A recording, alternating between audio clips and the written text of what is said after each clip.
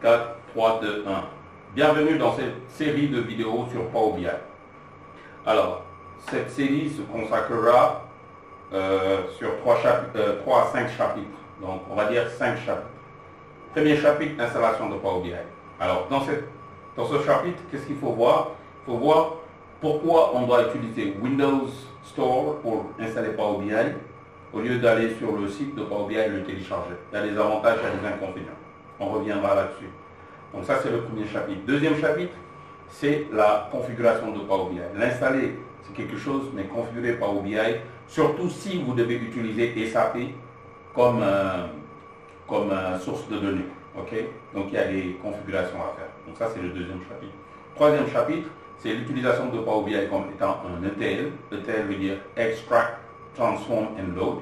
Comment on va utiliser des gigaoctets ou des mégaoctets ou des pétaoctets ou des téraoctets de données, les charger sur Power BI, les transformer en leur donnant forme pour que les visuels puissent les utiliser. Donc en chapitre 4, nous allons voir comment créer des visuels et des rapports.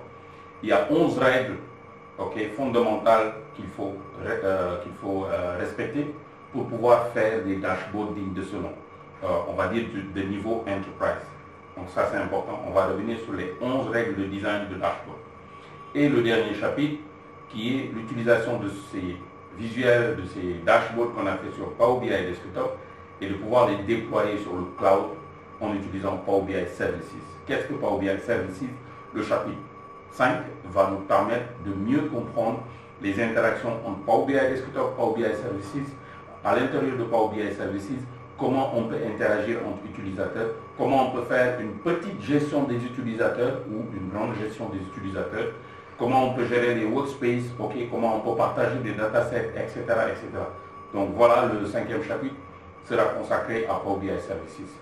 Donc rendez-vous pour le premier chapitre, installation de Power BI, et on vous donnera quelques éléments, quelques trucs et astuces sur l'installation de Power BI. Cheers!